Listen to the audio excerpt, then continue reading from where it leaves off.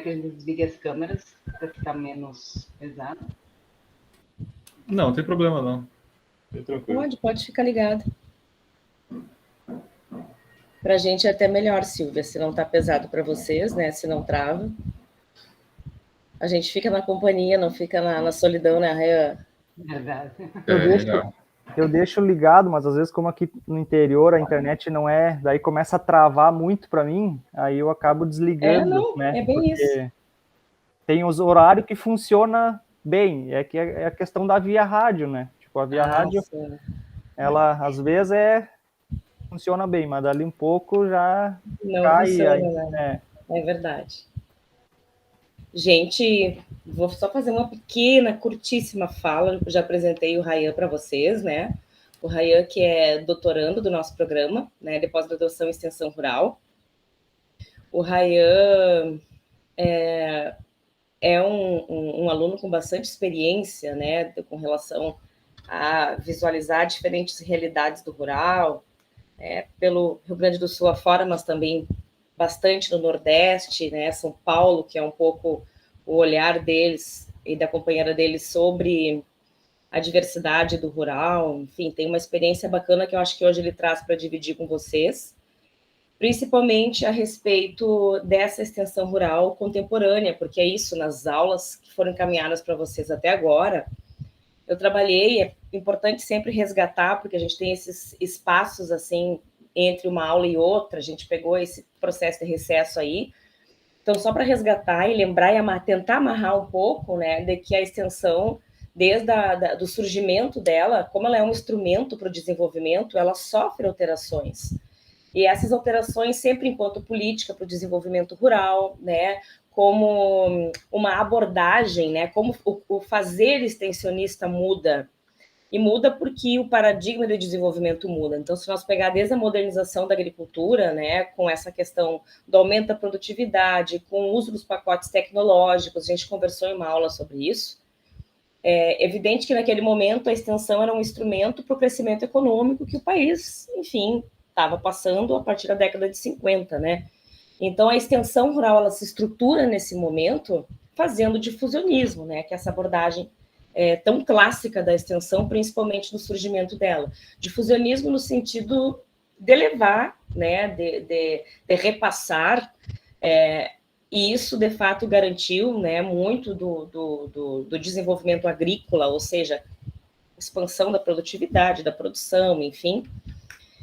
No entanto, trouxe um conjunto de impactos, tanto sociais quanto ambientais, sociais como o êxodo, né, e ambientais como todo esse processo de degradação, de poluição, né, e de degradação de solo, por exemplo, né, contaminação do lençol freático, principalmente em Santa Catarina, em função da explosão, né, dos sistemas de suínos, por exemplo. Então, um difusionismo que não levava em consideração essas questões, né, porque o paradigma de desenvolvimento pautado pelo crescimento econômico, queria crescer, né? Essas questões de limitação dos recursos naturais, né? O impacto socioambiental, isso a gente vai incorporar num outro momento, né? Porque é essa questão do crescimento a qualquer custo. Então, o difusionismo garantiu isso, né? Mas o difusionismo, então, ele trabalhava só essa difusão, ou seja, levava, e pacotes. Então, isso fez com que a partir do momento que nós temos um agroecossistema muito diverso brasileiro, né, muito dessas inovações, que eram chamadas assim, serviram para alguns e não serviram para a maioria, dada a diversidade dos agroecossistemas que a gente tem, né.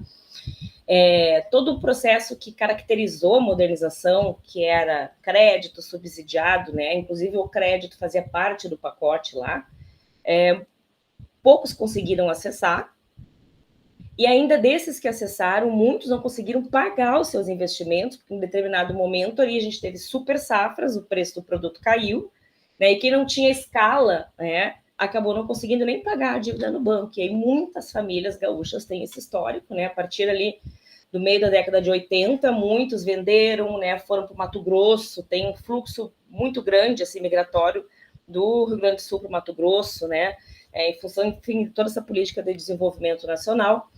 Então, com isso, essa abordagem inicial, né, chamada difusionista, ao mesmo tempo que conseguiu expansão, trouxe um conjunto grande de impactos socioambientais, que a gente chama. Bom, a partir dos anos 90, toda essa discussão, né, do desenvolvimento sustentável cresce muito no país. E cresce porque é um paradigma mundial, as questões socioambientais, elas passam a ser um limite, inclusive, para o crescimento econômico, né? Então, a partir disso, o Brasil vai receber lá em 1992 a Eco 92, a segunda grande conferência internacional do meio ambiente, e muito ali começa a mudar do ponto de vista de políticas construídas para alcançar esse desenvolvimento sustentável. E aí a extensão também muda, né? E muda consideravelmente a partir dos anos 90. E a gente começa a entrar numa outra abordagem, que é essa que eu passei com o vídeo na outra semana, né? Que é a abordagem construtivista da extensão. Entendendo que fazer extensão depende, né? Em suma, falar de abordagem construtivista ou participativa é o tal do depende, né? Por que depende? Há necessidade muito grande do técnico, né, construir as possibilidades, porque cada realidade é uma. Então, a partir do momento em que a gente reconhece a complexidade do rural, e a complexidade do ponto de vista do agroecossistema, mas também dos grupos sociais, né, a gente passa a precisar construir possibilidades. Aí a gente começa a trazer a raiz da extensão, que é diálogo. Diálogo, observação. Eu costumo dizer que hoje ser extensionista, né, um técnico extensionista hoje, em 2022, é um sujeito que precisa estudar muito, né? É mais difícil ser técnico hoje pensando essas diferentes possibilidades, porque não necessariamente aquilo que sai das instâncias experimentais, das universidades, são aplicadas, né, na diversidade de realidades que a gente tem. Então, a gente entra num outro paradigma da sustentabilidade, pensando a necessidade de fazer uma extensão construtivista. Então, as inovações, né, as novidades que são geradas são específicas, né, de diferentes grupos sociais, de diferentes regiões do Brasil, de diferentes agroecossistemas. E aí que começa a ficar bonito ser extensionista, né, que é conhecer essa diversidade toda. Por isso que eu introduzi e disse assim, o Rayan, ele vive um pouco dessa diversidade. Como santamariense, hoje no Nordeste, deve estar acompanhando muito a diferença, sobretudo nesse momento, né, que a gente vive uma seca danada, como é que isso está lá em cima, né, como é que as instâncias extensionistas têm trabalhado com isso, né? Então, essa é a abordagem que hoje a gente tem como pauta para o nosso trabalho, que é a construção e a observação dessa complexidade do rural, né? O rural é uma coisa muito mais complexa do que simplesmente repassar a tecnologia, né? E, para finalizar, é lógico que quando a gente olha hoje o que foi feito na década de 70, a gente olha e diz que é absurdo, como que não reconheciam, né, as diferentes agroecossistemas, as diferentes realidades, mas é porque, na verdade, como o próprio nome sugere, né, desenvolvimento, né, o desenvolvimento brasileiro, sobretudo, é um desenvolvimento bastante tardio, né? Então, a gente vai observando as limitações, vai tentando corrigir. A política pública, ela acompanha bastante essa evolução, né? Muito embora, por vezes, ela avance, ela retroceda, né? Mas é um processo que a gente tem hoje, diferenciado do que era na década de 50, onde a dimensão econômica ela já é dada como não suficiente para promover desenvolvimento, né? Porque o desenvolvimento é muito maior que o crescimento. Então, portanto, reconhecer essas diversidades, no caso da extensão como um instrumento para o desenvolvimento, é importante. E a aula de hoje que o Rayan traz, né, é uma aula super importante para vocês entenderem a contemporaneidade da extensão, né? Então, como é que hoje se estrutura a extensão rural no Brasil? A gente tem uma lei de assistência técnica e extensão rural que é nova, né, considerando que a Política Nacional de 2010, se nós for pensar na linha do tempo da extensão rural, é novo, né, e isso faz com que algumas coisas avancem, né, e a gente tenha uma abordagem, de certa forma, legitimada por uma política, né, que é como hoje funciona a extensão do ponto de vista da abordagem, de como se faz, mas também de repasse de recursos, né? Quem hoje é responsável pela extensão rural no Brasil, a gente tem um fenômeno de multi-institucionalismo, né? Desde Ematers até cooperativas, organizações não governamentais, quer dizer, tem uma diversidade hoje que se reconhece como extensionista que há tempos atrás não tinha esse perfil, né? Então, a aula de hoje é sobre essa contemporaneidade da extensão, como ela acontece hoje, como é que os técnicos Emater trabalham, né? E a gente se surpreende com muitas coisas. Certo? Então, eu passo para o Rayan, que vai ficar com vocês. Eu estou aqui vou ficar acompanhando aqui, qualquer coisa vocês me acionem para a gente poder fazer um debate. Tá, pessoal? Boa aula aí, Rayan. Professora, muito obrigado pela tua contribuição, tu fez uma análise muito boa, muito bem ampla, bem interessante. Muito obrigado. Tá bom. Isso que a professora estava falando da questão da diversidade, né, de como é que está aqui no Nordeste e no Sul. Semana retrasada, caiu geada no Cariri, na Paraíba. Não estou dizendo que nevou, mas que caiu geada.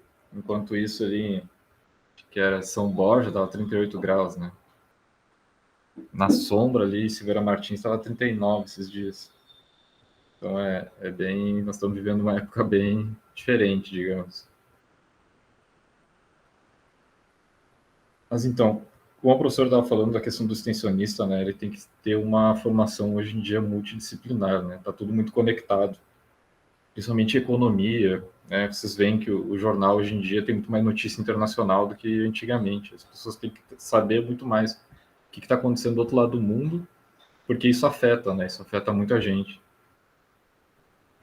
Por exemplo, podemos pegar o preço da gasolina, né? O barril do petróleo, ele é cotado em bolsas internacionais, e isso afeta diretamente, né, o custo de vida, a qualidade de vida aí em Santa Maria ou qualquer outra cidade menor.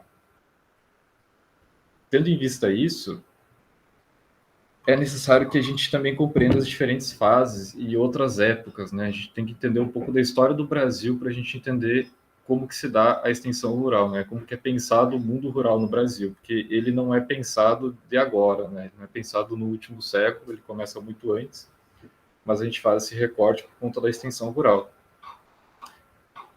E aí vocês já aprenderam isso com a professora Gisele, né? Essas questões das fases, que ela é dividida principalmente aqui nas 4 fases, que é a humanista assistencialista, de 48 até 60, ou seja, do pós-guerra, né? O difusionismo produtivista, de 60 a 80, que pega muito daquela questão da Revolução Verde, né? Dos pacotes tecnológicos, dá uma outra pegada, principalmente do Rogers, das inovações. E depois as críticas ao modelo difusionista, né? Que vocês vão ver por todo o globo, principalmente no Reino Unido, com a Margaret Thatcher, né? A gente vai ter uma onda neoliberal muito forte e também vai ter uma reação muito forte a todo esse difusionismo aí da década de 60 até 80. Então, a partir dos anos 80, tem, digamos assim, se começa a se estruturar críticas que vão ganhando força, principalmente pela derrocada do projeto de modernidade que estava sendo implementado até então. Se vocês pegarem, por exemplo, era que nem a professora estava falando, era outra lógica, outro paradigma de desenvolvimento. Por exemplo, um carro de 76, o rendimento de quilômetro por litro que ele faz é completamente diferente de hoje em dia. Acho que um Opala de 76, ele fazia o quê? 5 km por litro. Hoje em dia, se você tiver um carro desses, você vai ter um prejuízo muito grande, porque é outro paradigma. Hoje em dia é outro processo. E aí, na década de 90 também a gente vai ter alguns avanços importantes, por mais que seja ainda também essa onda neoliberal muito forte. Tem também a pauta da questão da reforma agrária, que ela não começa no século passado. A pauta da reforma agrária, ela começa muito antes. Depois eu vou tentar falar um pouquinho para vocês, muito brevemente. E também a questão da construção da Pinater, né? E como é que eu vou trazer o trabalho do professor Rafael Diniz, que ele faz uma análise de como é que se deu a extensão rural de 2007 até 2016, se ela realmente cumpriu esses objetivos, né? Porque a Pinater, ela tem algumas fases, né? E a primeira dela é da formulação. Então, primeiramente, se chama, né, para formular, se concatenar ideias, teorias, e depois é que se vai para a prática. E aí você sabe muito bem que não funciona, né? As coisas não são bem assim. Tudo tem que ir se assentando, né? As abóboras se assentam conforme o andar da carruagem. E aí, para começar, eu vou pegar aqui o mapa da Segunda Guerra Mundial, porque vocês precisam entender que esse é um momento muito importante para se compreender, se compreender o século passado. Assim como muito provavelmente o século XXI ele vai ser estudado pós-pandemia, né? É um evento muito marcante, o século passado também. E eu vou falar isso Porque quando a gente está falando de extensão rural, quando a gente está falando de desenvolvimento, quando a gente está falando de política pública, a gente está falando de dinheiro. E aí a gente tem que compreender de onde é que vem o dinheiro. Isso é extremamente importante. Então, muito brevemente, a Segunda Guerra Mundial, né, ela foi deflagrada em 39. Ela foi um conflito armado que ele incluiu todas as grandes potências da época. Essa palavra também, potência, ela é muito interessante. Estou falando potência, depois eu vou trocar a palavra e aí vai mudar muita coisa. E aí você se lembra mais ou menos como é que é os lados da Segunda Guerra Mundial, quem é que é os aliados e quem é que é o eixo? Alguém poderia falar isso aí, se é que se lembra? É fácil isso aí, galera. Tirando a Suíça ali, que estava neutra, e a Finlândia. Enfim. O eixo ele é composto pela Itália, Alemanha e Japão. E os aliados, majoritariamente, é o Reino Unido, a União Soviética, os Estados Unidos e a China. Essa é a configuração da época. Os aliados de um lado, o eixo de outro. A União Soviética está junto com os aliados. E esse é o mapa em 42. A guerra é deflagrada em 39. Os Estados Unidos, que é para mim o foco é os Estados Unidos, no que a gente vai estudar a extensão rural e a influência dele no Brasil, o ataque de Pearl Harbor acontece em 7 de dezembro de 41. E é aí que os Estados Unidos vão entrar em guerra. Ou seja, é muito tempo depois, uma guerra, um conflito armado entre as grandes potências do século passado. Os Estados Unidos não têm grandes perdas no seu território, tirando o Pearl Harbor, que fica no Havaí, não fica no seu território, então ele não tem grandes perdas econômicas. Ele fica de 42 até 43, quando ele de fato entra na Europa, ele fica no seu território, travando a batalha no Pacífico e em parte no norte da África, mas ele fica fazendo o quê? Ele fica se industrializando muito fortemente. Ele tem esse processo de industrialização muito grande, porque está acontecendo um grande conflito armado que necessita de muitos armamentos bélicos. E isso dá muito dinheiro. Aqui tem uma tabela que vocês podem ver a produção só de munição. Não estou falando de maquinário, de transporte de pessoas. É só munição. Vocês podem ver que os Estados Unidos, antes de 35 e 39, ele tem uma produção muito baixa de munição. Agora, em 1940, começa a subir. Em 41, ele já é um dos principais produtores. Em 1942, ele é o maior produtor de munição. Em 42, ele não tem o território atacado, então ele tem plenas condições de fazer esse processo de industrialização. Esse processo ele é muito importante para a gente compreender a riqueza que vai sair dos Estados Unidos no pós-Segunda Guerra Mundial. Chegando no total, então, 1939 e 1944, ele foi o maior produtor de munição. Só munição, né? Não estou entrando em muitas outras coisas, não. E aqui é um gráfico do PIB em bilhões dos Estados Unidos. Vocês podem ver que lá em 1910, ele está em 500 bilhões de dólares. Aí tem a Grande Depressão, em 29, mais ou menos por aqui. Vocês conseguem ver que ele dá uma baixada, por causa da Grande Depressão. E aí a guerra começa aqui, mais ou menos, 39. Olha o crescimento do PIB dos Estados Unidos nessa época. É vertiginoso, ele sobe muito. Termina o conflito em 45, seria mais ou menos aqui no meio. Ele está próximo dos 2 bilhões. 2 é um número maior que eu não consigo falar. Seria 2 bilhões, acho que seria 2 trilhões. Então, em 40 anos, olha o crescimento econômico que os Estados Unidos teve, de 1910 até 1945.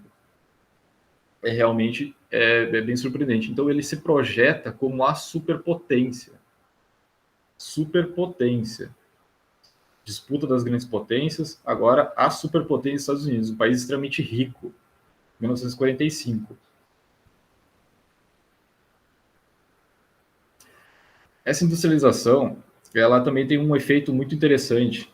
É necessário que as mulheres trabalhem. é necessário que populações antes marginalizadas, como, por exemplo, as pessoas negras, elas também sejam empregadas pela indústria. Isso faz mexer toda a dinâmica social e civil dos Estados Unidos, que vai culminar lá na década de 60, com uma população que foi empoderada, que conseguiu juntar dinheiro, as mulheres conseguiram dinheiro, né, conseguiram dinheiro para si. Os homens tinham que ir para a guerra, as mulheres podiam trabalhar, elas tinham o direito de trabalhar, porque precisava-se, né, era um projeto de nação que as pessoas, né, trabalhassem, conseguissem dinheiro e desenvolvessem, porque né, a indústria bélica estava em ascensão. Isso mexeu com toda a configuração civil. Isso vai ajudar lá mais tarde, depois a gente vai ver, a concatenar também as críticas ao processo de modernização, porque uma vez que você ganha o direito, é muito difícil de você perder ele, assim.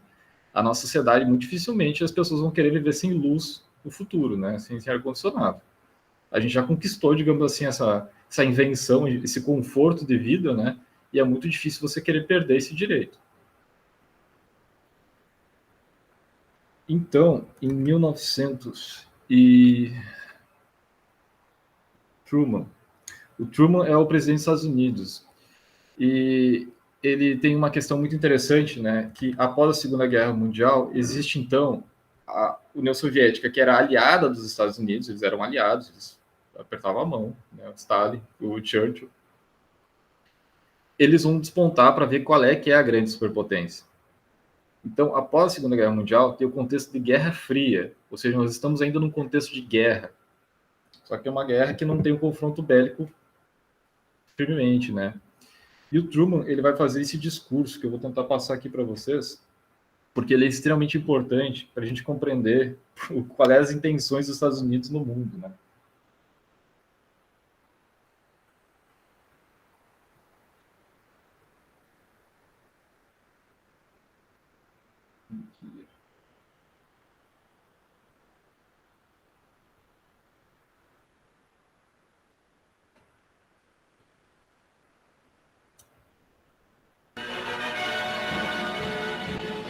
Before America's Congress, President Truman makes the most momentous speech since the death of Franklin Roosevelt.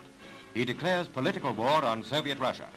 In American eyes, Britain is no longer the bulwark against communist expansion. Great Britain finds itself under the necessity of reducing or liquidating its commitments in several parts of the world, including Greece. As in the case of Greece, if Turkey is to have the assistance it needs, the United States must supply it. We are the only country able to provide that help. From now on, it means that anti-communist America will make its influence felt in European affairs. If we falter in our leadership, we may endanger the peace of the world, and we shall surely endanger the welfare of this nation. Great responsibilities have been placed upon us by the swift movement of events. I am confident that the Congress will face these responsibilities squarely. Truman points the way to a new foreign policy. Timed to coincide with the sitting of the Moscow Conference, the speech means that the United States now faces up to its international responsibilities. America has decided that her true frontiers are in Europe.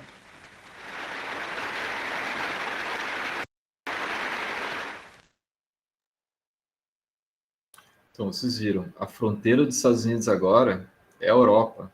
São eles que têm dinheiro. Eu não vou mostrar a imagem nem nada da guerra, mas até hoje tem um vilarejo na Suíça que eles estão tendo que abandonar lá, porque tem toneladas de explosivo lá ainda da Segunda Guerra Mundial. Eu aprendi com professores de engenharia florestal, né? Que para fazer inventário florestal em algumas florestas de lá, você tem dificuldade dependendo do aparelho que você usa, porque ainda existem projéteis em algumas árvores, isso atrapalha a questão dos aparelhos. É muito comum você ver notícias de bombas que ainda existem em algumas localidades lá. Ou seja, foi um confronto terrível, ele destruiu a Europa, né? Não preciso estar mostrando nem nada para vocês. E aí a Europa, né, está destruída, precisa de alguém para ter dinheiro, né? Precisa se reconstruir. Os Estados Unidos muito bonzinho, né? Em 49, esse mesmo presidente Truman, ele vai fazer um discurso que ele vai inaugurar uma nova fase no mundo. Ele vai falar que os Estados Unidos é um país desenvolvido. o Foucault, ele tem uma análise muito interessante, ele tem um livro que se chama Análise do Discurso, que ele fala, basicamente, que quando o Truman fala que eles são desenvolvidos, isso no contexto de Guerra Fria, ele coloca automaticamente todo o restante do mundo, quase todo o restante do mundo, como subdesenvolvidos. Ou seja, ele dá um norte a ser seguido. As nações subdesenvolvidas, elas foram definidas como nações cuja população vivia em condições de miséria. As nações desenvolvidas foram definidas pela capacidade de produção industrial e também pela capacidade técnica e científica.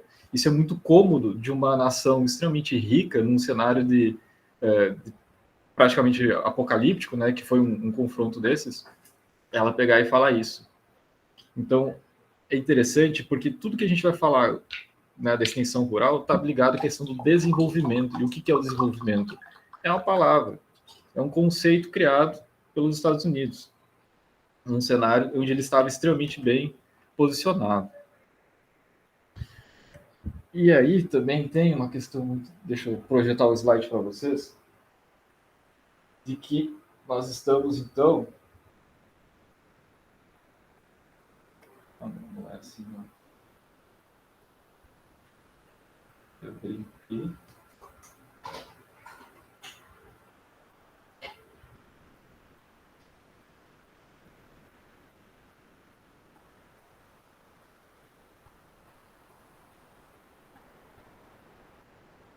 Aí, nós estamos num cenário de...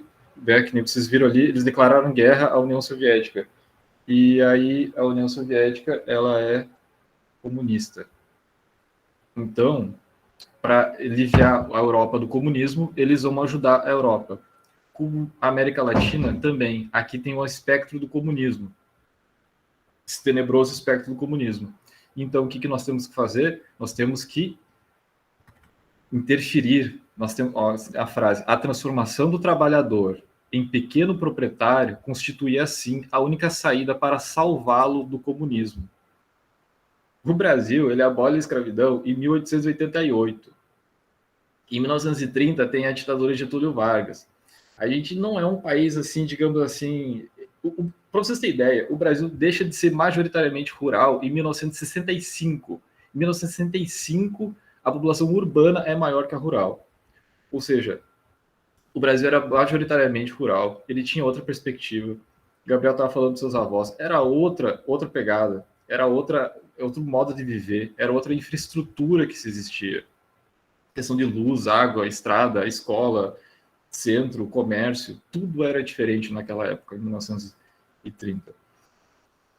Então, os Estados Unidos, devido a essa questão, muitas vezes, de situações paupérrimas, de miséria no meio rural, existia, sim, muito a possibilidade das pessoas acabarem se associando e entrando em determinados grupos e indo contra um governo que não tem assistência. Porque, assim, onde não há assistência do governo, há um poder paralelo. Porque as pessoas precisam viver. O Rio de Janeiro é um excelente exemplo disso. O Brasil como um todo é um excelente exemplo disso. O Brasil é muito grande, então ele não tem como ter assistência, não tem como controlar todo o território. Então existe muito poder paralelo no Brasil. E o que os Estados Unidos quer fazer, ele quer interferir, mas não pensem que, obviamente, que é num bom sentido. Esse aqui é o livro O Amigo Americano, né? Nelson Rockefeller e o Brasil. Nelson Rockefeller, ele é um magnata, ele é extremamente rico, ele tem toda uma história de família. A família Rockefeller é muito interessante, tem uma série da History Channel que fala dos grandes industriais e tal, e a família dele é muito, muito rica, né? Então, logo após a Segunda Guerra Mundial, o Rockefeller, em 1945, ele vai entrar para a AIA, que é a American International Association. Aqui, ó, em vista do bom acolhimento dado pelo governo mineiro à proposta de Nelson Rockefeller, que ele está nessa questão da AIA para interferir na política brasileira, foi fundada em dezembro de 48 a Associação de Crédito e Assistência Rural, destinada a atuar em prol da melhoria das condições econômicas e sociais da vida rural. Ele tem essa conotação. Ele veio justamente nesse sentido. E sim, a extensão rural nessa época ela tem muito essa conotação do crédito, né, do dinheiro. E tem uma associação interessante do café, né? Por que Minas Gerais, né? Porque os Estados Unidos é um grande importador de café, do nosso café. Até hoje, 20% do nosso café vai para os Estados Unidos. E aí tem toda uma questão, né, dos Estados Unidos, da industrialização dos Estados Unidos, porque com o café, né, toda essa questão do trabalho, da energia. Eu vou falar mais tarde disso. Mas então, com isso, com essa interferência dos Estados Unidos, do Rockefeller, começa a extensão rural no Brasil. Isso no cenário de pós-Segunda Guerra Mundial. E aí nós vamos ter a criação de diversas instituições. Os serviços de assistência técnica e extensão rural, então, eles foram introduzidos na década de 40 e 50, no contexto de político e econômico marcado pela expansão de processos industriais e pela modernização técnica da agricultura como alternativas à proposta de reforma agrária. É uma situação de polarização política, econômica e militar de Guerra Fria. A criação das associações de extensão rural deveu-se, sobretudo, a incentivos da AIA, né, a American International Association, para o desenvolvimento social e econômico, né, que é uma entidade dita filantrópica. Isso é muito legal do que você está entendendo, porque isso aí é até hoje, isso aí não mudou, não. E isso aí tem uma conexão muito forte, depois eu vou tentar fazer com mais a história do Brasil mesmo. Em 48, então, funda-se a Associação de Crédito, né, e Assistência Rural, e aí vocês vão ver aqui, ó, 48, Minas Gerais, café, né, e por enquanto eram associações de cunho privado, mas tinha uma associação muito forte com o Estado brasileiro também. Depois eu lá no final vou falar um pouco do Getúlio Vargas, que tem toda aquela política da boa vizinhança, e aí ele vai se associar ali também muito forte. Então, ó, da ACAR, Minas Gerais, vai para ANCAR. Essas políticas, conforme elas vão dando certo, elas vão se tornando elas vão se tornando associações nacionais, vão abrangendo mais, vai se expandindo o território. E depois vai vir a ANCAR, ó, a transformação dos programas estaduais da ANCAR em associações autônomas, vai se expandindo todo esse sistema de crédito, e ele tem uma conotação que é chamado do humanismo assistencialista. Vou voltar aqui, por causa que é essa fase. Então, o que é esse humanismo assistencialista, né? Que ele é marcado de 48 a 62. Ele visou promover a melhoria das condições de vida na família rural, especialmente pequenos agricultores, para que eles largassem a ideia da reforma agrária, largassem várias ideias e ficassem de boa, né? Dar uma acalmada, dar uma aquietada. A equipe composta de um extensionista agrícola e um extensionista doméstica tinha essa característica, as mulheres tinham uma outra, elas iam a campo com outra conotação, não era a mesma dos homens, elas eram extensionistas domésticas e estavam muito mais ligadas à vida doméstica, à vida de dentro da casa, ou seja, de cuidados, higiene básica. Então, é muito legal vocês verem nos manuais como é que era nessa situação. Era completamente diferente de hoje em dia.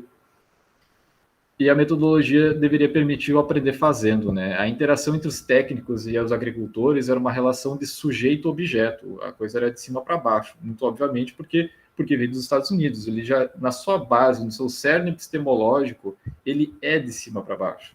Essa é o que marca essa fase do humanista e assistencialista.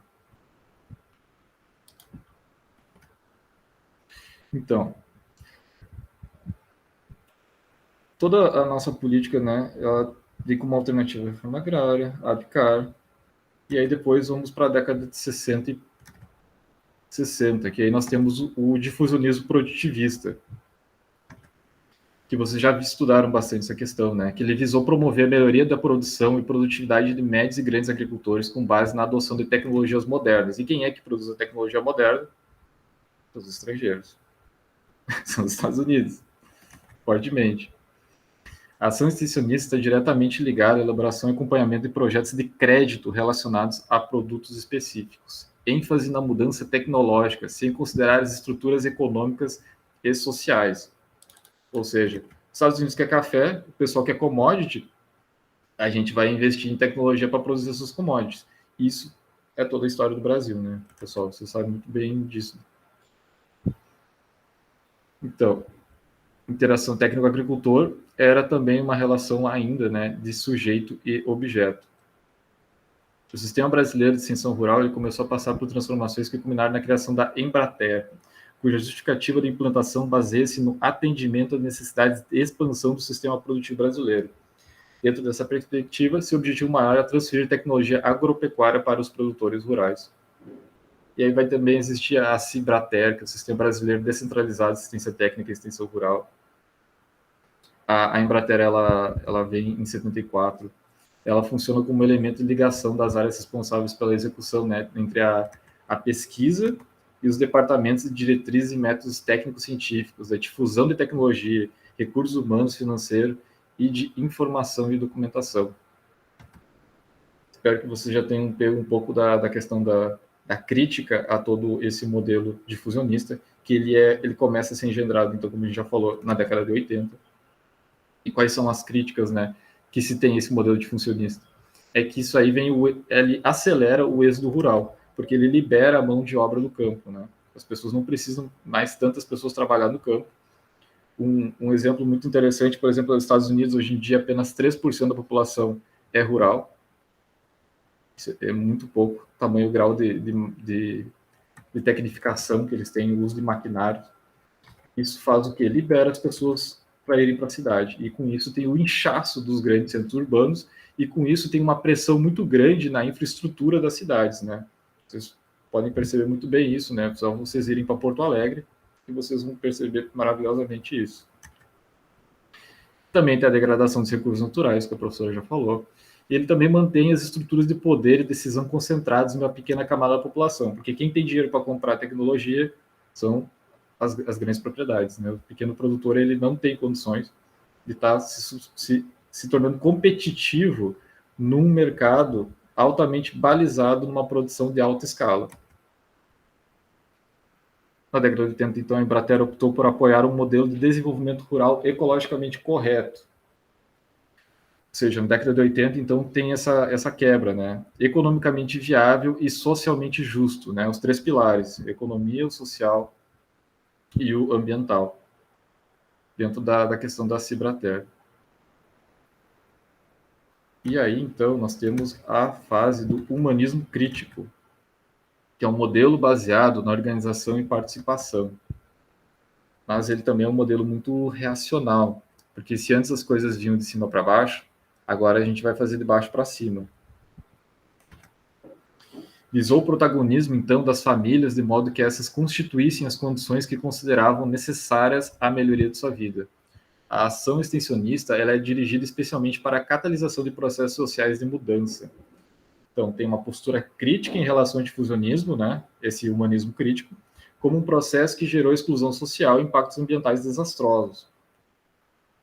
A interação técnico, né? O técnico-agricultor, então, tenta-se ter uma relação mais horizontal, de sujeito para sujeito. Isso vai se dar, então, na década de 80 e 90, e depois nós temos a segunda fase do humanismo crítico, que é muito semelhante à fase inicial, mas o foco em termos de público são os agricultores familiares, o que inclui os assentados de reforma agrária e as comunidades tradicionais. Também na segunda fase, passa-se a dar mais ênfase ao trabalho com grupos. As ações de elaboração de projetos de crédito voltam a ganhar importância, ou seja, o crédito sempre foi uma questão inicial, até hoje ela é fundamental quando a gente está falando de extensão rural. E o desenvolvimento deve estar orientado para o bem-estar da população, porque se há uma compreensão muito mais ampla nessa década de que o rural de que é muito mais do que simplesmente a produção agrícola. As pessoas não vivem simplesmente, por mais que a agricultura seja uma forma de vida, as pessoas também precisam de outras benesses, de outras questões como infraestrutura, uma internet, um lugar seguro, acesso a diversos bens. Também o rural como um lugar de lazer, de outras várias questões, né, como questão de identidade. A população rural deve ter uma importante participação decisória e não apenas ser consultada em todas as fases do processo, inclusive na elaboração de projetos e políticas. Olha, tantos anos, né? As pessoas de cima para baixo, de cima para baixo, de cima para baixo. Se uma hora muda, Será que é fácil mudar isso? Será que as pessoas vão saber participar? Eu acho que a primeira vez que eu tive uma aula, por exemplo, que foi em círculo e não foi um atrás do outro, eu me senti desconfortável. Eu me senti relativamente exposto, porque eu estava acostumado a vida inteira, né, toda a minha graduação, a ter uma aula um atrás do outro. E aí, quando a professora ela disponibilizou esse outro método pedagógico, eu me senti desconfortável, porque eu já não estava mais em casa, digamos assim. A gente é moldado durante tanto tempo de tal forma que não é bem assim para você dar uma guinada nisso aí, não. Entretanto, há esse forte impulso. Em 91, a gente vai ter a lei agrícola, que ela vai fixar os fundamentos, né? Ela vai definir o que é a agricultura, ela vai definir em termos de lei, né? O que é isso. A lei agrícola ela é de 91. Quais são os objetivos dessa lei agrícola? O Estado exercerá a função de planejamento que será determinante para o setor público e indicativo para o setor privado, destinado a promover, regular, fiscalizar, controlar, avaliar a atividade e suprir necessidades, visando assegurar o incremento da produção e da produtividade agrícola, e regularidade do abastecimento interno, especialmente alimentar, e a redução das disparidades regionais. Proteger o meio ambiente, eliminar as distorções. Essa lei ela é muito influenciada pela Constituição de 88. Vocês podem ver que a extensão rural está fortemente ligada com o contexto internacional e também com o contexto nacional. Por isso que sempre vocês têm que ter um olhar muito mais amplo sobre o que está acontecendo do que simplesmente a questão dela. E em 95, quem é que estava no... Vocês se lembram quem é que estava na presidência em 95?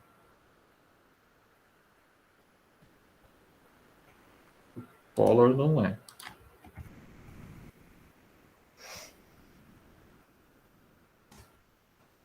O Collor foi o mandato dele foi de 90 a 92. Quem estava em 95 era o FHC. E aí vai ter esse Programa Nacional de Fortalecimento da Agricultura Familiar, de PRONAF. Que ele visa o quê? Ele visa a aquisição de crédito às famílias agricultoras. Ele vai dar um suporte para a agricultura familiar. E depois vai surgir diversas variações do PRONAF, né, como o PRONAF Jovem e o PRONAF Mulher. Entretanto, tem uma colega minha que estudou isso mais a fundo e, graças a Deus, eu tive a oportunidade de escutar ela falando seus relatos. Qual era o problema do PRONAF, das suas variações? Ele estava fortemente baseado na questão da capacidade de endividamento. Ou seja, uma família agricultora que pegasse determinado PRONAF, ela ia dar a sua garantia de endividamento para aquele PRONAF. Quando o jovem fosse querer pegar o PRONAF jovem, ele não tinha a garantia de endividamento, porque já foi dada ao outro PRONAF. Entendeu? Eles se estrangularam em algumas questões. Por isso o PRONAF jovem e o PRONAF mulher, eles não tiveram a abrangência que deveriam ter. Essa é uma análise muito interessante de vocês terem, que é a capacidade de endividamento, ela estrangulou um pouco desse programa. Mas, novamente, nós estamos falando de extensão rural, nós estamos falando de dinheiro. Porque para mudar a qualidade de vida das pessoas, para mudar a estrutura delas, para as pessoas poderem investir no seu desenvolvimento pessoal e agrícola, né? Está tudo muito ligado.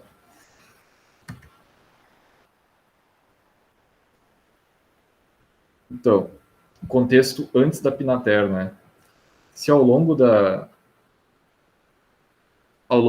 metade do século XX, as entidades de extensão rural elas foram fundamentais na construção de espaço rural cada vez mais racionalizado, artificializado, normatizado e cientificizado, ou seja, está falando muito fortemente da questão da extensão, da difusão de tecnologias, né, de todos os processos de modernização, em consonância com os interesses estrangeiros sobre os recursos brasileiros, com o projeto de modernizar o Estado brasileiro e com os interesses da aristocracia agrária, inclusive exercendo papel decisivo na ocupação dos biomas brasileiros pela agricultura empresarial, né? Isso vocês podem ver que é desde o Brasil colônia. Nesse início do século XXI, essas entidades se viram diante do desafio de promover uma ruptura radical com as bases filosóficas e teóricas metodológicas que orientaram suas ações por um século. A implementação da Pinater, ela vai se dar em 2003, né, uma mudança, uma virada de século. As ações extensionistas, elas passaram a ter como fundamentos os princípios e teorias da agroecologia, orientando-se para a promoção da sustentabilidade ambiental no campo e para a prestação de serviços aos grupos e sujeitos sociais, marginalizados do acesso às políticas públicas implementadas pelo Estado no século passado, agricultores familiares, quilombolas, indígenas e outros grupos tradicionais, mulheres, jovens e etc. Esse é um texto relativamente antigo que eu estou lendo, do Caporal. Não se preocupem, depois eu vou apresentar uma análise melhor da Pinater, que ela é mais recente, e com dados, vocês vão poder visualizar, fica bem melhor. Então, em 2003 tem a Pinater. O que é a Pinater? É a Política Nacional de Assistência Técnica e Extensão Rural para a Agricultura Familiar e Reforma Agrária. Em 2003, a Política de Assistência Técnica e Extensão Rural, né, ela passa do MAPA, que é do Ministério de Agricultura, Pecuária e Abastecimento, para o MDA, que é o Ministério do Desenvolvimento Agrário. Ele foi criado no ano de 2000 e foi extinto em 2016. Isso é legal para vocês terem bem forte, porque isso marca muito a questão de que ela é uma política que foi dada como uma política de governo, né? Ela não deveria ser, ela deveria ser uma política de Estado, né? A Pinater definiu as diretrizes para a elaboração do Programa Nacional de Ciência Técnica e Extensão Rural, que a primeira versão foi publicada em março de 2005. De acordo com a Pinater, a extensão rural deve contribuir para a promoção do desenvolvimento rural sustentável. Esse conceito de desenvolvimento rural sustentável, ele então marca o século XXI.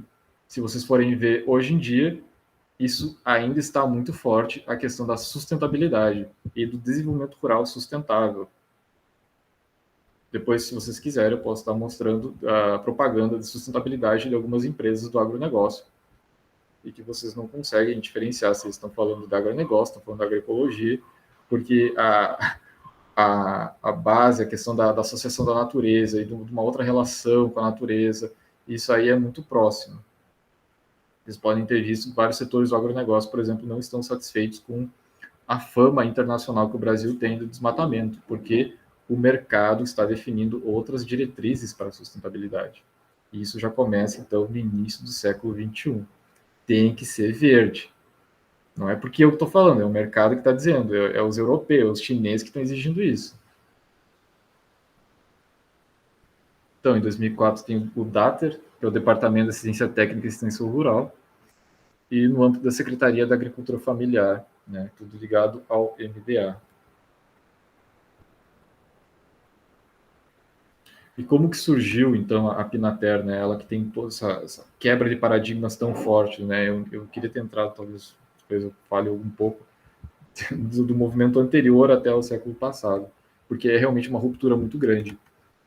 Ela é construída, então, através de um amplo processo de consulta, a partir de audiências, encontros e seminários envolvendo representantes dos agricultores familiares, movimentos sociais, prestadoras de serviços de ATER, né, extensão rural, governamentais e não governamentais, e esse processo democrático e participativo envolveu mais de 100 entidades e mais de 500 pessoas, e levou à construção de alguns consensos e a uma conjuntura de acordos redundantes no documento, que sinaliza a Política Nacional de Assistência Técnica e Extensão Rural. Ou seja, ela tem um cunho participativo muito grande. Na próxima aula, vocês vão estudar um pouco sobre a questão das metodologias participativas. Então, no início do século XXI, tem-se uma mudança de paradigma dentro da extensão rural, que é voltada para o desenvolvimento rural sustentável e para a participação, em vez de ser top-down, é bottom-up. É de baixo para cima. Tenta-se, né? Depois a gente vê. E os objetivos, então, da Pinater? É contribuir para a promoção do desenvolvimento rural sustentável, com ênfase no processo de desenvolvimento endógeno. O desenvolvimento endógeno é o desenvolvimento de determinadas localidades, tem suas potencialidades, é enxergar o Brasil como coxa de retalhos? Talvez, pode ser, mas como algo muito diverso, e que cada um tem o seu projeto de desenvolvimento, cada um tem as suas necessidades. O Rio Grande do Sul tem uma necessidade, o Rio Grande do Sul não tem, eles não gostam de cisterna, não vai de cisterna, né? O pessoal quer cisterna, tem que botar cisterna para quem quer. Cada um tem a sua cultura, né? Não vou botar para produzir erva mate no Acre, não faz sentido isso. Outro objetivo, adotar uma abordagem multidisciplinar e interdisciplinar, estimulando a adoção de novos enfoques metodológicos, participativos e de um paradigma tecnológico baseado em princípios da agroecologia. O extensionista, ele tem que ter uma formação interdisciplinar. Tem um estudioso muito bacana, Morin, se escreve M-O-R-I-N, Morin. Ele é muito bom, acho que ele é francês, e ele fala muito dessa questão da multidisciplinaridade, só que ele é da educação. Então ele vai trabalhar isso numa questão muito mais ampla do que propriamente da extensão rural. Só que a extensão rural também é muito necessária, porque você está trabalhando com o mundo rural, e nele não tem só agricultura, as pessoas não necessariamente estão ali, né? Tem muito mais vida além disso. E você precisa ter um conhecimento muito amplo, você não pode saber apenas de soja, apenas de veneno, apenas do solo, porque a agricultura é uma coisa que está completamente interligada com tudo.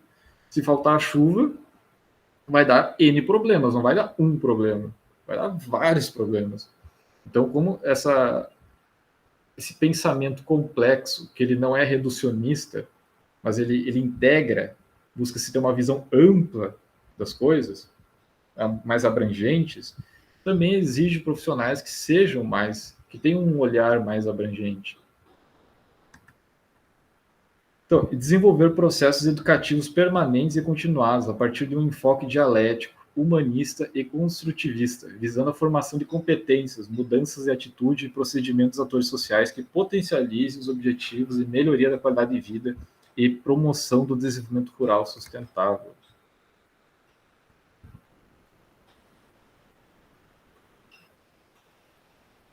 Só aqui para vocês pegar na gravação.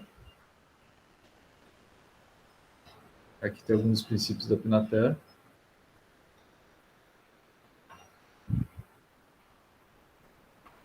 As diretrizes.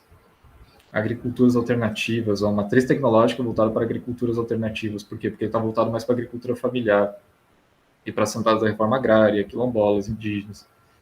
Tem-se um outro público, né? Público beneficiário, então, como a gente está falando, extrativistas, povos tradicionais, pescadores artesanais. Acredito que vocês não pensam em trabalhar com pescadores, mas existem muito no Brasil, porque o Brasil tem um litoral enorme, ele é simplesmente enorme, ele é continental, e tem bastante pesca no Rio Grande do Sul também. Mas quando a gente pensa em extensão rural, quando a gente pensa em mundo rural, a gente acaba excluindo diversos atores que estão ali, diversas facetas, né, diversos universos que estão ali dentro. A metodologia ela vai ser construtivista, participativa e sistêmica, né? É isso. Então, vai ter uma série de avanços, digamos assim, durante esse início do século XXI. Em 2003 vai ter a lei dos orgânicos, porque os produtos que eram orgânicos, eles não tinham uma regulamentação. Eu, na minha dissertação, eu tentei trabalhar com produtos que são biodinâmicos. Eles têm uma outra matriz, digamos assim, de produção, uma outra normativa de produção. E aí, o Brasil, existiam algumas propriedades que trabalhavam com essa metodologia de produção biodinâmica, mas não tinha uma regulamentação para estar comercializando. E aí, eles tiveram que importar a normativa alemã, por exemplo, para poder estar exportando esses produtos, né? Porque o Brasil não tinha nem uma normativa para produtos orgânicos, ou seja, você não poderia estar exportando esses produtos. E são produtos que têm um valor agregado maior, pelo menos 30% maior agregado. E apenas em 2013 que a gente vai ter uma regulamentação com isso. O PAA também é Programa de Aquisição de Alimentos, 2013. 2006, então, é criada a Lei da Agricultura Familiar, que isso é um outro debate também que vocês teriam uma outra aula, que é essa questão do conceito de agricultura familiar. Se é familiar, o que é familiar, o que entra, o que não entra. Isso é muito amplo, Mas antes disso, não era por lei, não existia esse termo de agricultura familiar. E aí, né, pense no Brasil sem a égide, né, de um conceito desses. E o PNAE, Programa Nacional de Alimentação Escolar.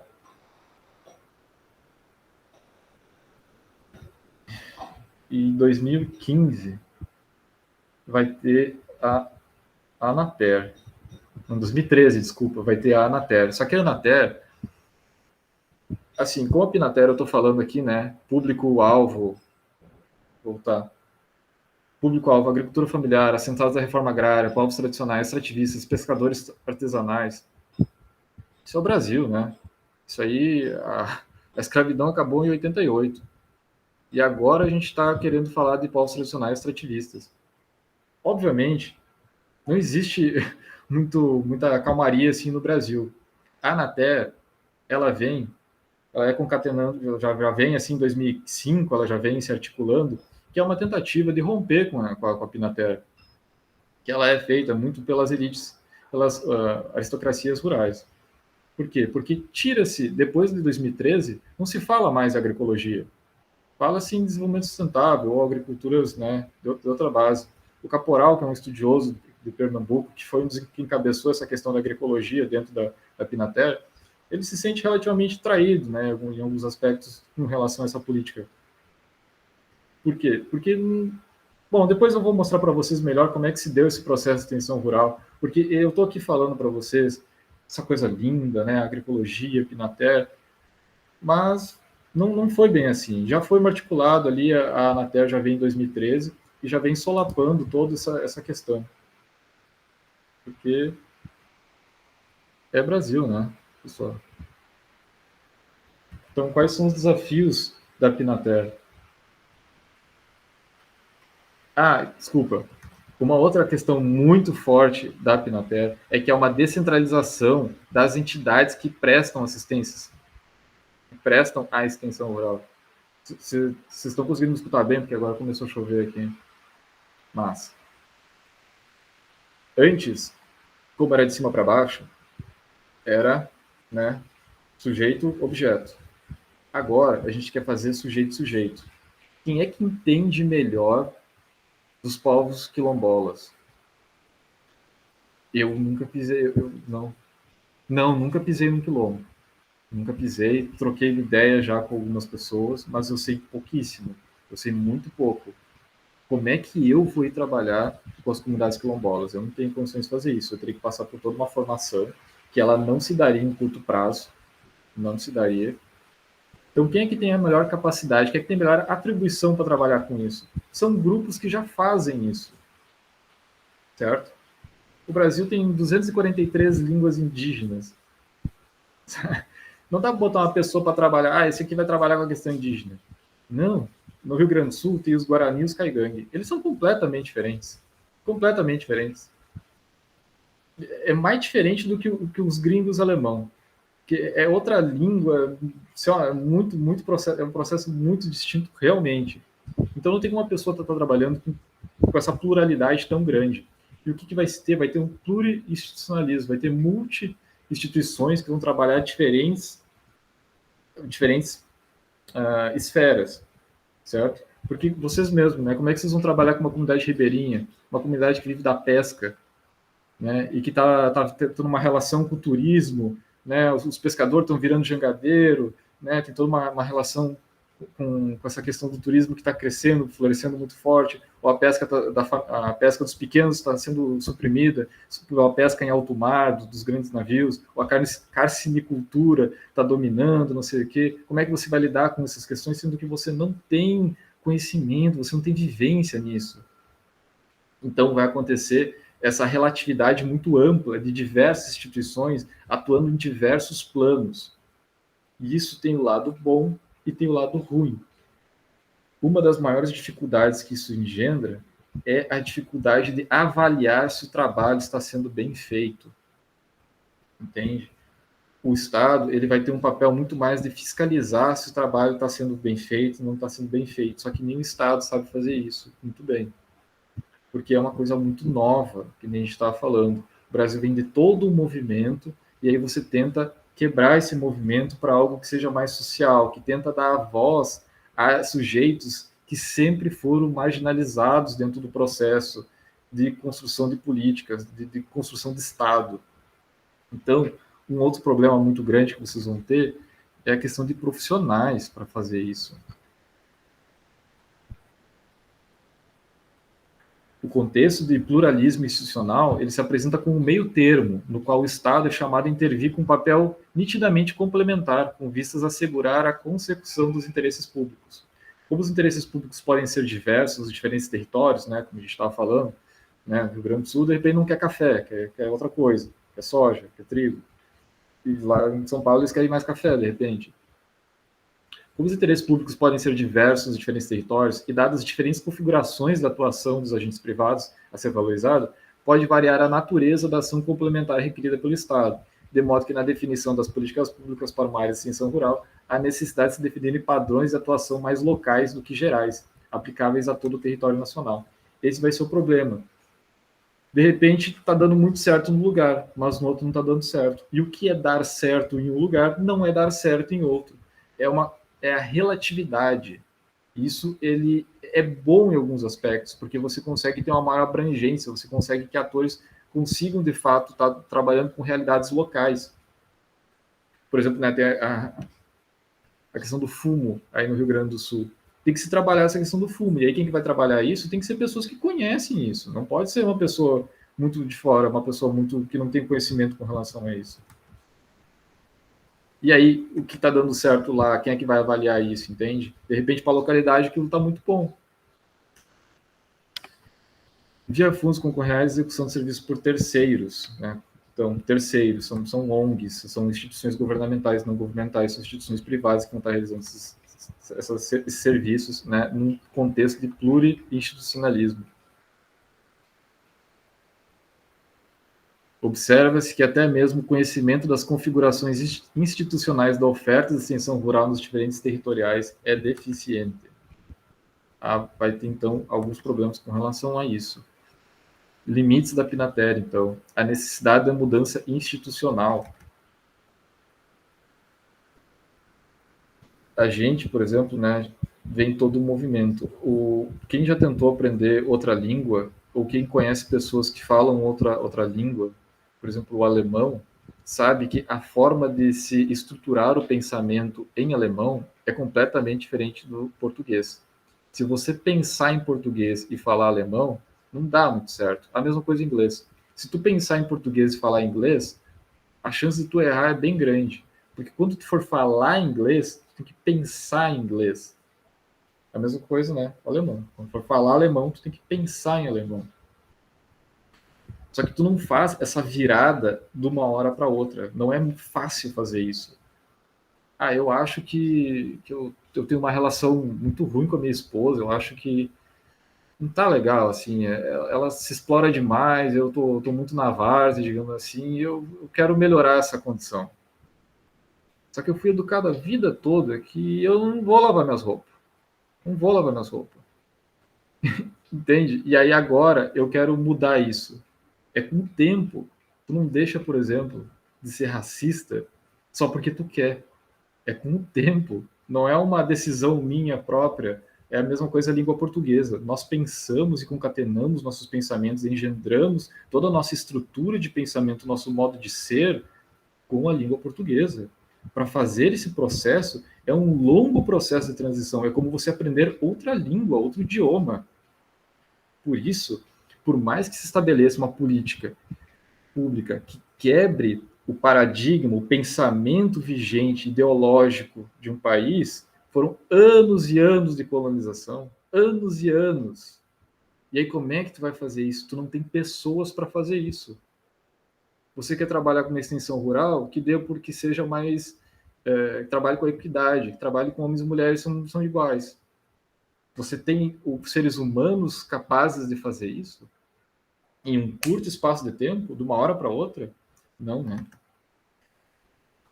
E você tem instituições que são capazes de fazer isso? As instituições são estruturas muito difíceis, até muito mais difíceis do que as próprias pessoas estarem mudando, né? Porque a instituição, eu faleço, mas o Estado brasileiro vai continuar. Meus filhos vão falecer, mas o Estado brasileiro vai continuar. São instituições que são muito mais antigas do que eu e vão se perpetuar muito mais. Então, tem essa questão do paradigma das mudanças institucionais, como que as instituições vão lidar com esse tipo de política pública, e também a questão dos profissionais, como que a gente vai estar tendo novos profissionais para trabalhar com esses novos paradigmas. E o terceiro é como que vai se dar a formação desses futuros profissionais, né? Quem é que vai ensinar eles? Onde é que vai se dar dessa questão? Muito provavelmente nas universidades e escolas técnicas, escolas de ensino superior, e elas têm um papel fundamental, a universidade tem um papel fundamental na transformação da sociedade, e também para o bem e para o mal. Para a aplicação, né, que nem a professora estava falando, nós somos agentes do desenvolvimento. Então, a gente tem que saber bem qual desenvolvimento que a gente está trabalhando, que a gente quer transmitir. E também tem a questão, outro problema da Pinater muito grande foi a legitimação e institucionalização da Pinater, que o orçamento em 2003, né, ele foi apenas de 3,8 milhões para apoiar as atividades de extensão. Não sei se tem o gráfico aqui. Não sabe. Então, aqui vocês não vão conseguir visualizar. Ali, ó, 2003. Ó, vocês estão vendo aqui no mouse? E há pouco dinheiro para extensão rural no Brasil. Início do século XXI vai dar um boom. Vai dar bastante dinheiro para extensão rural. Que bom que foi bastante dinheiro. Como que foi aplicado? Aí a gente tem que medir, tem que ver. Mas antes não tinha tanto dinheiro. Era uma questão muito escanteada do mundo rural. A extensão rural no Brasil.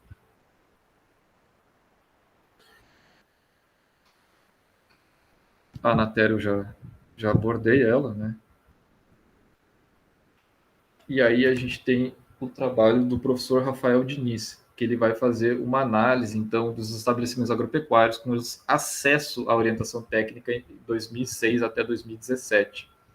Então, como eu já falei, né, a Anatel ela vem em 2013, ela dá uma mudança bem forte nessa questão da extensão rural e também das diretrizes da Pinater. Já falei que a agroecologia vai sumir do vocabulário, e aí ele faz um panorama, então, de como é que se deu a extensão rural de 2006 até 2017, simplesmente, ó, ele faz um recorte muito pouco, que é se teve ou não teve acesso à assistência técnica. Só isso. Como é que foi a assistência, se foi boa, se foi ruim, se o cara só chegou lá e pediu para tu assinar um documento e foi embora, isso aí não está em questão, é simplesmente se teve acesso. Então, após mais de uma década de crise provocada pela inexistência de uma política de extensão rural e pela carência de recursos federais, né, para o financiamento de ações com produtos rurais, o serviço extensionista se tornou novamente objeto de política pública do Brasil com a instituição da Pinater. E por meio de diversas medidas... Pode falar, Gabriel. Mas ele nesse trabalho, nem perguntou se essa assistência técnica era privada ou se era de órgão governamental? Não. É só se teve assistência. Isso. Eu vou passar os trabalhos deles para vocês também poderem ver a questão da metodologia, mas não. Ele vai depois falar agricultura familiar e agricultura não familiar. Ele faz esse recorte e vai fazer outros recortes também.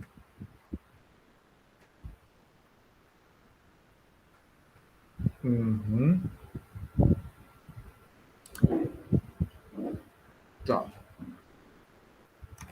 Então, eu vou apresentar isso aí para vocês. E o trabalho do professor Rafael Diniz é muito bom. Então, aqui, ó, Brasil, agricultura familiar. Vocês têm que cuidar a porcentagem, porque é ela que é importante. Porque, obviamente, existem muito mais, você sabe, né, existem muito mais estabelecimentos da agricultura familiar do que aqui, ó, estabelecimentos da agricultura familiar. Esse eu acho que é o censo de 2006. Isso, o censo de 2006. 84,4% dos estabelecimentos são de agricultura familiar, enquanto que apenas 15,6% não são familiares. Então, por isso que se vocês pegarem os números, né, tem como tu fazer a comparação, tem que ver a questão da proporção. E a questão da área também, né? A agricultura familiar ocupava, né, 24,3, enquanto que a agricultura não familiar, 75,7. Então, aqui, lado esquerdo, agricultura familiar, 2006. 19% teve estabelecimentos com acesso à orientação técnica. Baixou 15% em 2017. Agricultura não familiar, 2006. 39%. E depois foi para 27%. Um pouco estranho, por que subiu mais 2%? Grandes regiões. Agora ele faz o recorte da questão das regiões. Isso é muito bacana no Brasil. Agricultura familiar. No sul. Ó, tem que pegar devagarinho. 2006, 47%, enquanto que em 2006 no Nordeste, 7%. No Sul, 2017, 49%, enquanto que no Nordeste, 7%.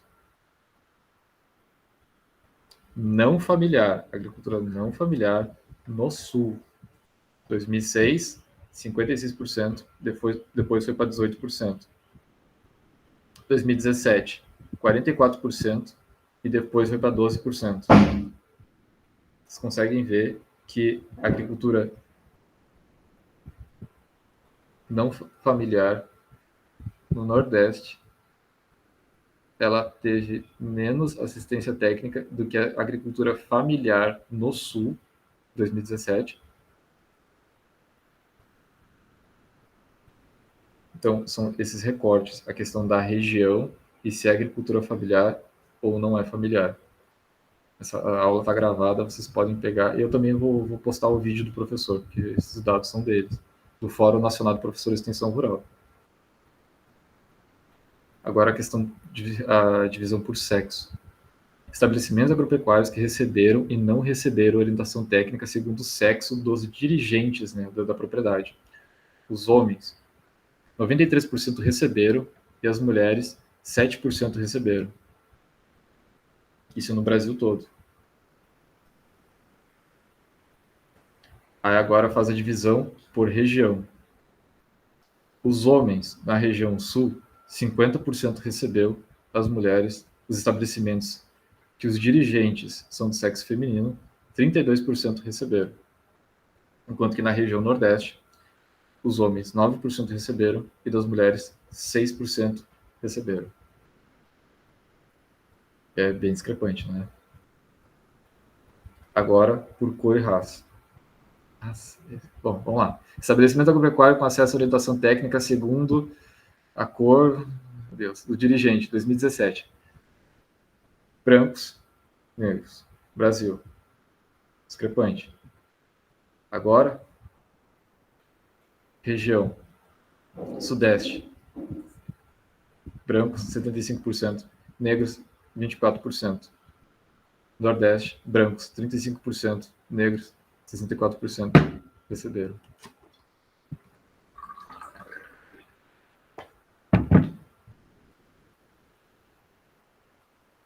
Certo?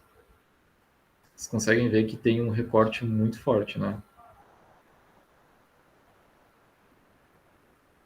Ah, não, desculpa, eu apresentei errado. Né?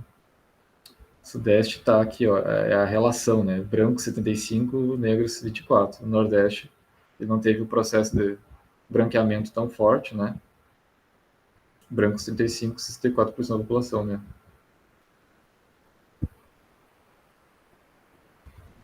Tinha uma pessoa negra no Nordeste, ela tem menos chance de receber assistência técnica do que uma pessoa negra no Sudeste.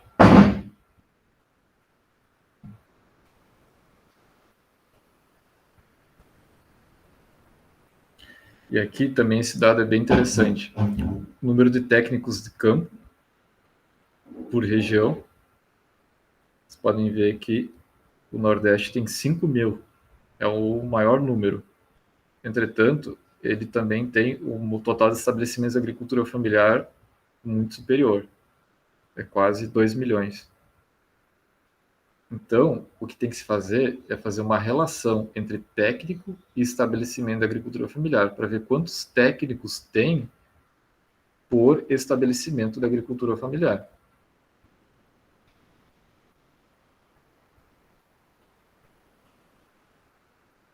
E onde é que tem mais?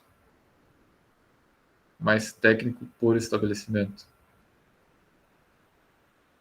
É no centro-oeste, depois é no norte, depois é sul, sudeste, sul. Vocês podem ver que tem um déficit muito grande e há um recorte muito grande por região.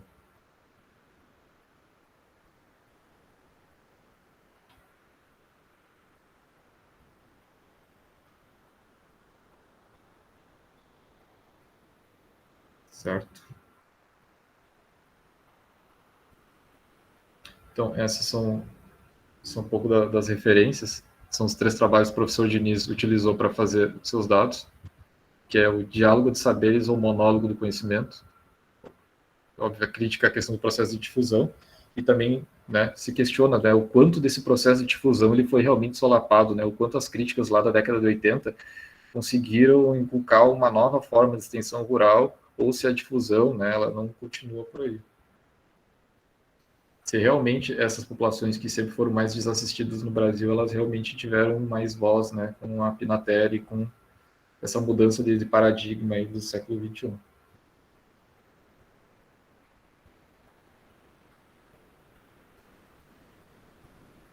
Esse aqui é o valor, recurso do orçamento público federal destinado ao meio rural, né? Quanto que foi dado na questão da extensão rural. Vocês podem ver, então, aqui, ó, 2003. 2003, início da Pinater. Aí só foi. Extensão rural, ó, ganhou muito recurso. Triplicou. Nunca tinha ganho tanto recurso extensão rural na história do Brasil. Aí, a partir de 2006, começa a minguar o recurso. Já de 2006. E vai minguando. Opa, desculpa. E foi minguando o recurso. Até os dias de hoje. Que aí faltam dados, né, para estar se fazendo estudos mais robustos, né, mais concretos com relação a isso. Eu posso apresentar para vocês, é um trabalho da professora Vivian.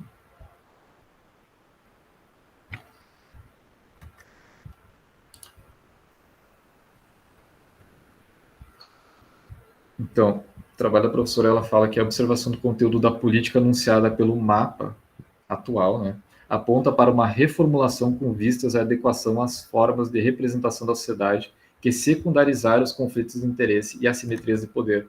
Ou seja, as assimetrias de poder. O que são assimetrias de poder? É você fazer uma assembleia no município e ter assimetria de poder. Tem muitas regiões que existe o conceito de hipertrofia privada, que é o quê? É onde tem uma usina, é onde tem uma grande indústria, e é onde tem uma grande empresa que ela tem um poder sobre a esfera pública. Ela é tão grande que ela domina o município. E alguns municípios no Rio Grande do Sul, eu não me lembro que município que tem a fábrica da Skill, por exemplo. E aí é muito comum, todo mundo trabalha lá, sabe? Todo mundo conhece alguém, tem algum parente que trabalha lá. Isso é muito forte. Isso acontece bastante no Brasil todo, né? Eles chamam de hipertrofia privada. E aí, o que tem? Quando tem que se debater os assuntos públicos, esses agentes privados que têm muito poder, eles têm uma assimetria de poder. Vocês entendem? O pessoal aqui não consegue dialogar com a mesma voz dessas empresas. Teve o caso da Avan em Santa Maria, que ela chegou a mudar uma lei do município. Ela estava com problema para abrir em Santa Maria e conseguiu, abriu. Por quê? Porque ela tem muito poder. Se vai eu abrir um mercado, eu junto a minha família, junto uma galera ali, todo mundo junto dinheiro, não sei o quê, e quer mudar uma lei do município, vocês acham que eu consigo? Tu acha que a gente consegue? Não.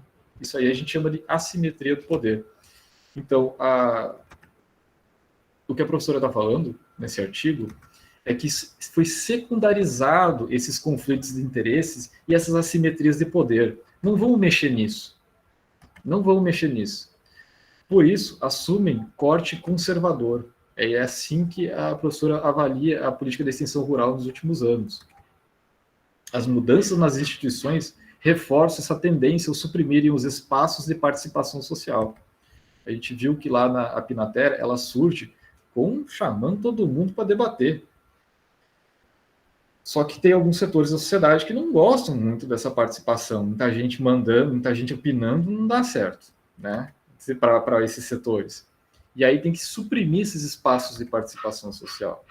Por quê? Porque tem que se manter os poderes já hegemônicos consolidados. Afinal, o Brasil tem uma estrutura econômica muito bem consolidada. Isso não é de hoje, é lá do século XVI.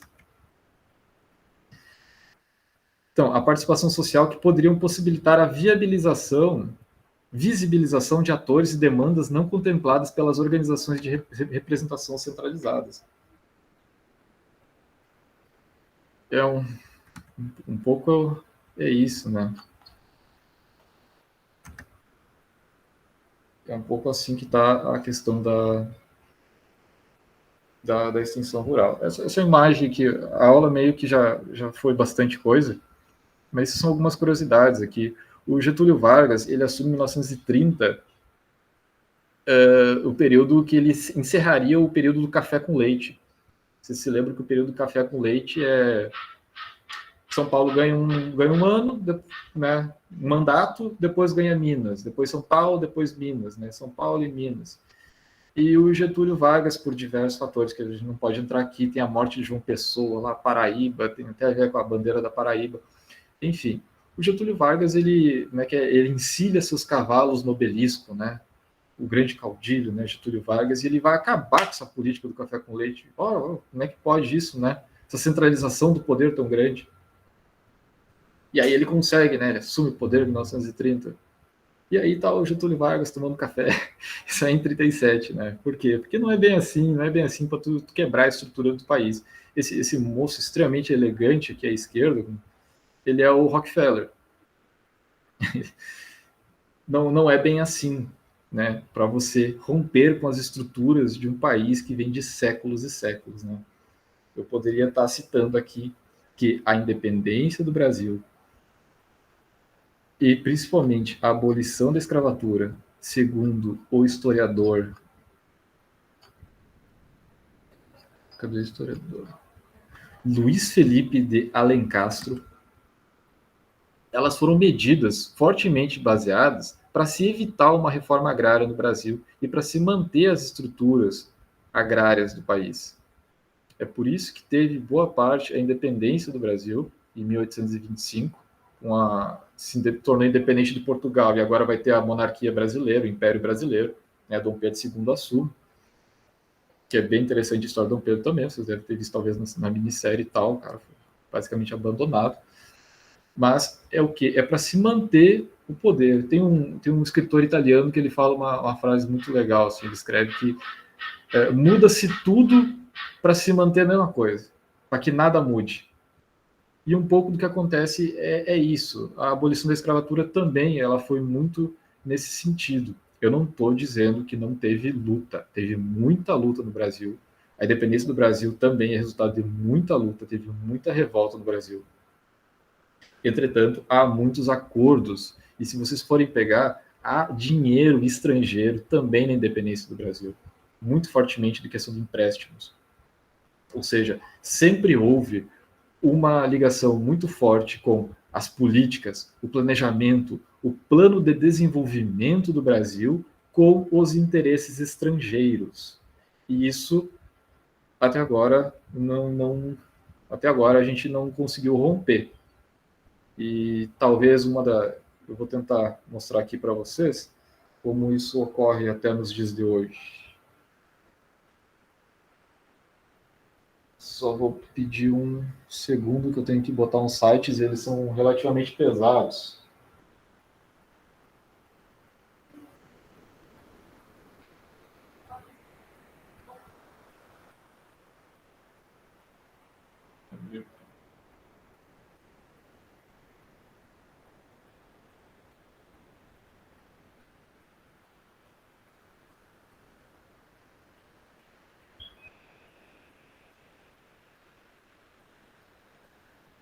Por quê? Porque o agronegócio ele ainda é um setor muito forte no Brasil, ele faz parte, boa parte do PIB brasileiro. E a soja, obviamente, como o setor do agronegócio, ele é um setor exportador, né? Ele não é para o mercado interno, ou seja, é para abastecer mercados externos, né? E a gente sabe que hoje em dia é a China, ou seja, a China tem um poder muito forte sobre o Brasil. Inclusive, obviamente, vai ter sobre as políticas brasileiras.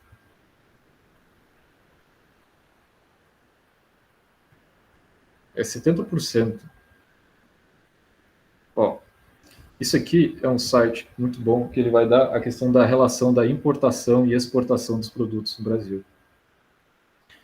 Se vocês forem ver a soja, soybeans, elas representam 11,4% de toda a exportação que o Brasil tem, que é de 230 bilhões, isso é do ano de 2019. E toda a exportação brasileira, 27,6% vai para a China, 13,2% vai para os Estados Unidos. Aí, se eu clicar aqui na soja, aí ele vai me mostrar o quê? Para onde é que vai a soja.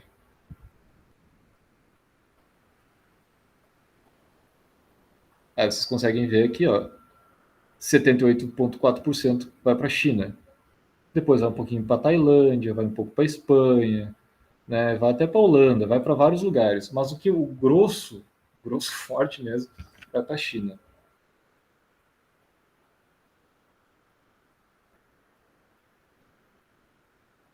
E agora eu queria fazer uma outra correlação com vocês da questão do projeto de desenvolvimento do Brasil. É que o Brasil, dentro da Organização Internacional do Trabalho, a OIT, ele foi definido como um país subdesenvolvido, né, um país terceiro mundo, e que ele tem que ser o quê? Ele tem que ser agroexportador. Então, todo o nosso projeto de desenvolvimento, ele vai se dar nesse sentido. Olha só, qual o tamanho do Rio Grande do Sul? O Rio Grande do Sul tem 281 mil quilômetros quadrados. Agora, eu vou fazer um paralelo com a Suíça. A Suíça tem 41.285 quilômetros quadrados, ou seja, cabem 5 mais 2, cabem 7 Suíças, né? 7. Cabem 7 Suíças dentro do Rio Grande do Sul. Ou seja, é um país muito pequeno. E aí, se tu for ver a balança comercial do Brasil, o Brasil exporta 230 bilhões de dólares em 2019.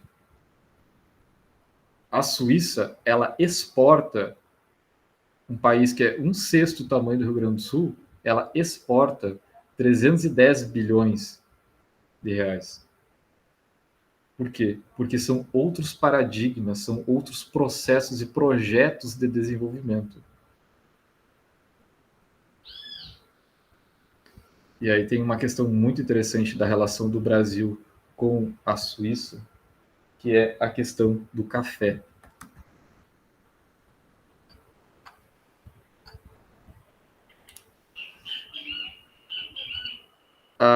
Olha só, em 2017, né, não bastasse a perda relativa de espaços na distribuição dos recursos, os gastos nas funções da agricultura e organização rural, né, se perdeu muito, como a gente estava vendo, estava minguando muito o orçamento da extensão rural, ainda apresentam desigualdades relativas às suas próprias ações. Por exemplo, além de diminuir o dinheiro, ele vai para lugares diferentes, com também uma simetria muito grande.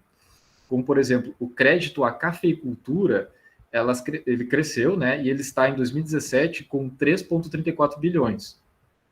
Enquanto que para o Pronaf, que é para a agricultura familiar, é 2,11 bilhões. E outros créditos voltados ao meio rural é 2,34 bilhões. Ou seja, a gente investe mais em café do que na agricultura familiar. De maneira muito Né? Interessante isso. Aí tu pega aqui.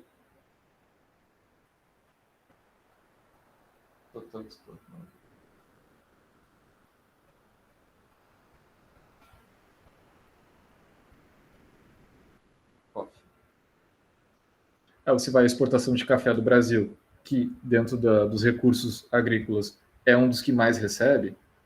E aí a gente vende o quê? A gente vende ainda 20,7% para os Estados Unidos e 16,8% para a Alemanha. Eu sei que eu talvez vá puxar um pouco vocês aí, mas a Alemanha é um dos maiores entrepostos de café do mundo. Ela compra muito café e vende muito café. Mas olha só, a exportação de café do Brasil se deu em 4,7 bilhões de dólares em 2019.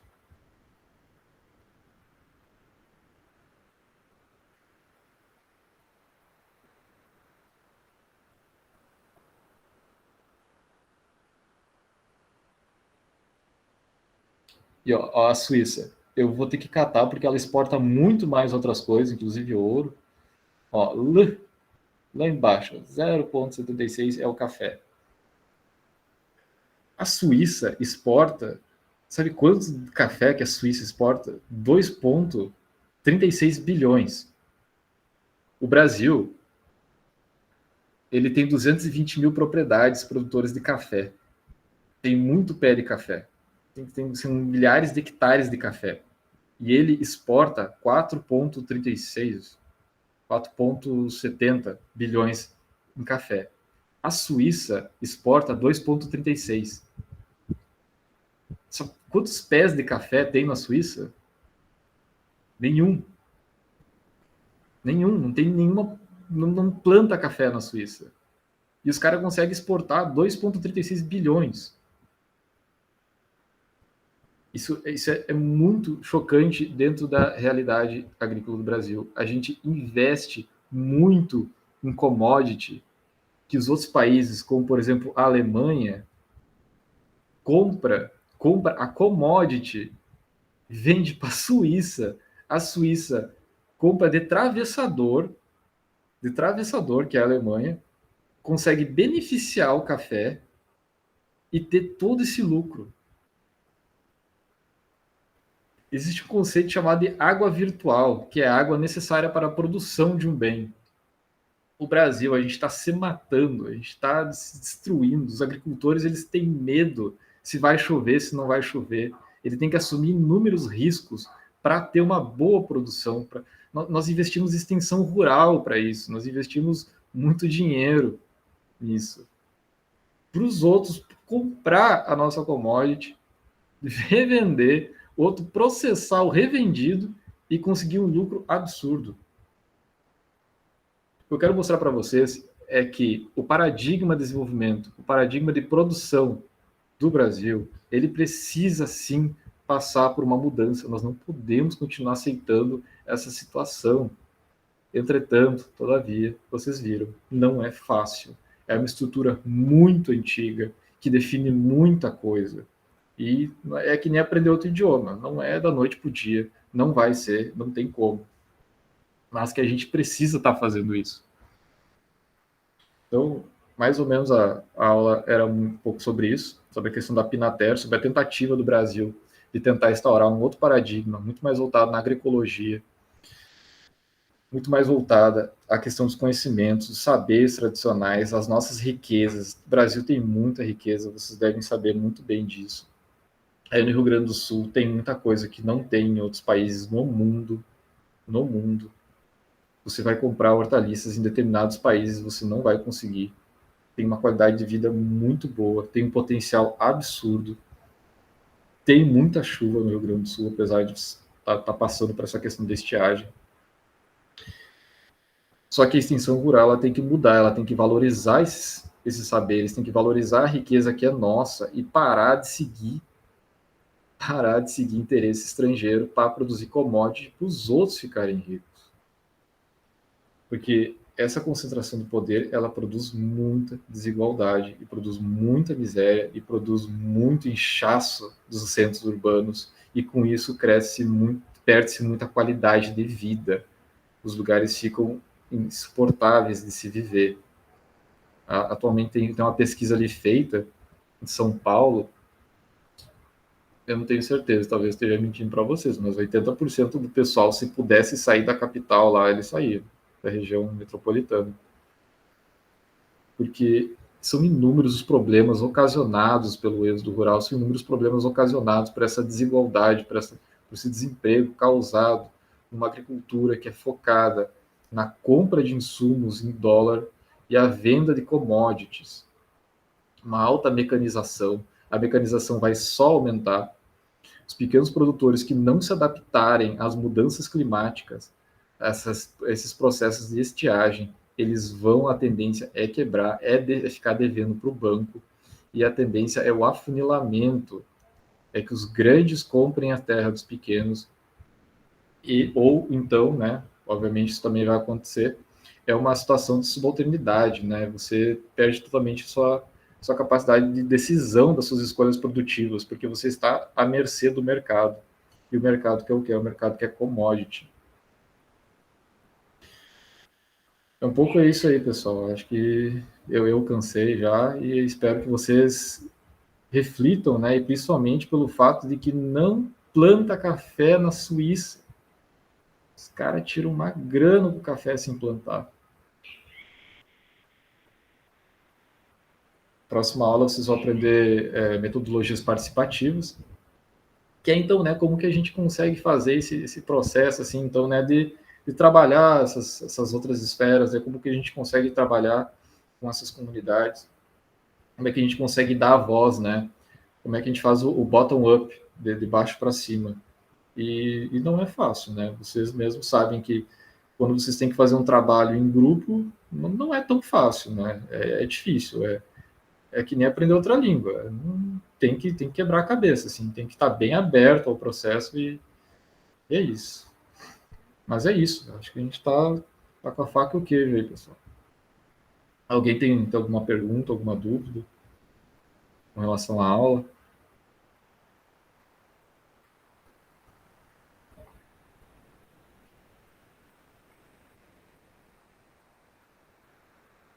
Sempre que vocês forem ver alguma questão, estudar, vejam que ano era aquilo, quem é que estava no poder naquele ano, porque qual era o paradigma daquela época, porque tudo isso é muito importante. É importante que vocês tenham um olhar multidisciplinar, que vocês consigam abranger a capacidade de visualização de vocês para áreas mais amplas, porque é isso que o futuro vai exigir de vocês.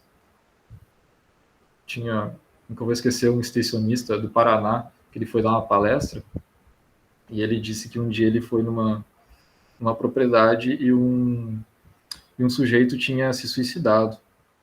E ele falou que ele estudou 5 anos de agronomia na universidade e ele nunca parou para pensar que isso ia acontecer com ele. Eu não estou dizendo que vocês têm que estar preparados para isso, né, especificamente.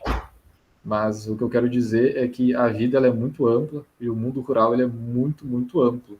Então, vocês também têm que serem pessoas muito amplas. Vocês têm que estudar um pouco de tudo e saber um pouco de tudo. Porque senão a gente vai continuar eternamente. Bom, eu estou na Alagoas aqui, né? Que é cana. A gente vai continuar eternamente produzindo commodity para os outros ficarem ricos. Então é isso, pessoal. Tá bom, obrigado. Pô, eu que agradeço aí. Mas é uma realidade que é difícil de conseguir mudar, né? Com certeza. O pessoal que está no comando, eles não deixam, não dão brecha, muitas vezes, para mudança, né? Quando alguém vai lá, tenta fazer alguma forma diferente, eles percebem, eles já acabam eliminando aquela forma, né? Exatamente.